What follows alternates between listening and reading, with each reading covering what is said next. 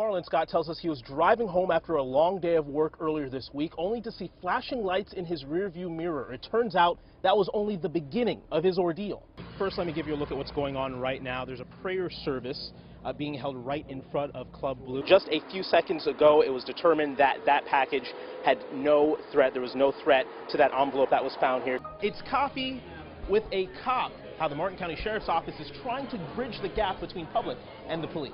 The folks in Martin County have been used to seeing the beautiful Lily here cruise the waters on any given weekend, but lately that's not been the case. Now the city is doing what they can to keep people out of this building because it is still a structural risk. They put up this fence over the past 24 hours. This is brand new. We went to several listed addresses for the businesses in the county, including this one in Delray Beach, for answers. So imagine, if you will, an animal taller than Shaq, weighing about as much as a small SUV, roaming Vero Beach. That's what researchers say they have dug up just down these stairs. For the first time since Corey Jones was shot and killed near this very spot 9 months ago, we're hearing the 911 calls from that fateful night. And Michael, Brittany Scardino was looking forward to a night of dancing at Pulse. By the end of the night, she went from dancing to running for her life. And in her case, mere seconds likely meant the difference.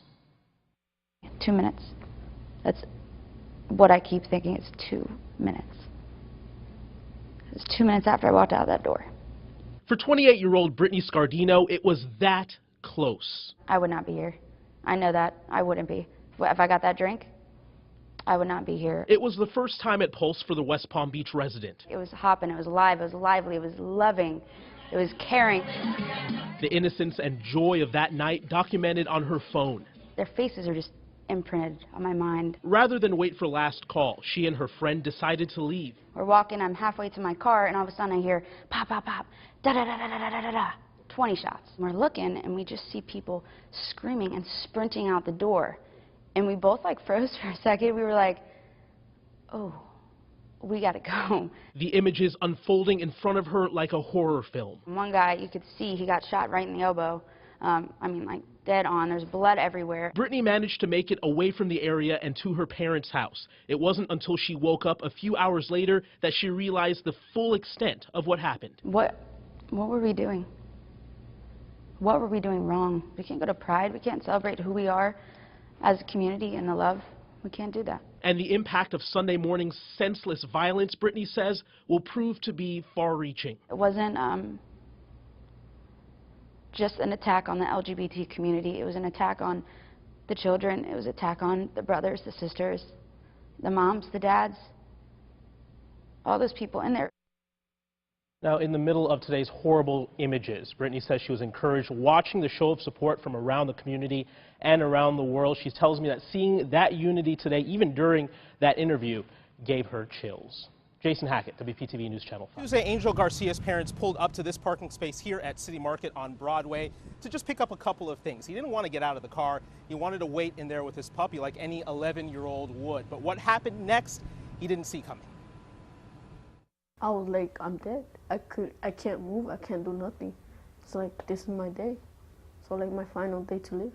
It's a thought that still goes through Angel Garcia's head. He was waiting for his parents to finish shopping inside City Market just before 8 Tuesday night. His Labrador puppy, Max, by his side. Police say this surveillance video shows Eliezer Diaz and Robert Hawkins as they approach the SUV Angel was in. I locked both 4 doors and started banging on the door. But as Angel tries to call his dad, the men head for the trunk. And they opened the trunk of the car and said to give me my phone and hang up, and pointed a black gun in my forehead. The men take Angel out of the SUV, then watch as one of the men tosses his puppy out of the car. They grabbed him by his left arm and just threw him, and then he cried on the floor. You can see Angel holding his dog as the suspects take off, then rushing inside the store to tell his shocked parents. I gave thanks to God that he was there, and all I cared about was him being there. I didn't care about the car. Police were able to catch up with both Diaz and Hawkins just a few hours later. Diaz making his first court appearance this morning. For Angel, a sense of relief and hope that his life will soon return to normal. Happy, safe, play outside with my friends, not be worried if somebody comes and hurt my family. very brave and very mature kid. Now, Diaz and Hawkins are charged with armed carjacking and robbery with a firearm. Angel says after this experience, he doesn't want to wait in the car anymore when he goes out shopping with his parents. He'll definitely go inside from now on. Live in West Palm Beach, Jason Hackett, WPTV News Channel 5. The folks in Martin County have been used to seeing the beautiful Lily here cruise the waters on any given weekend, but lately, that's not been the case. Fire in the hole!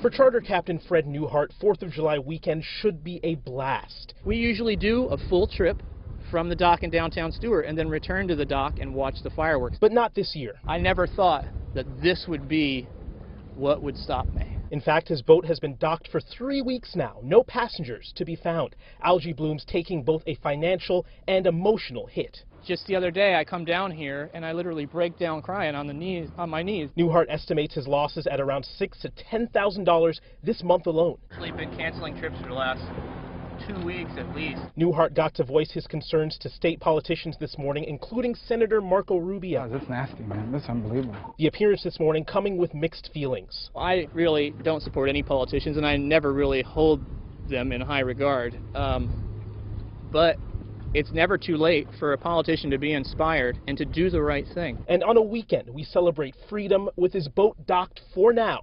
Newhart says he's never felt more trapped. We're celebrating our independence, and here I am, someone who my friends would say a month ago was living the American dream. And, you know, it's over. It's over. Now, Newhart says if the situation out here persists, it may force many boat captains to pack up their businesses and sail elsewhere. In Martin County, Jason Hackett, WPTV News Channel 5.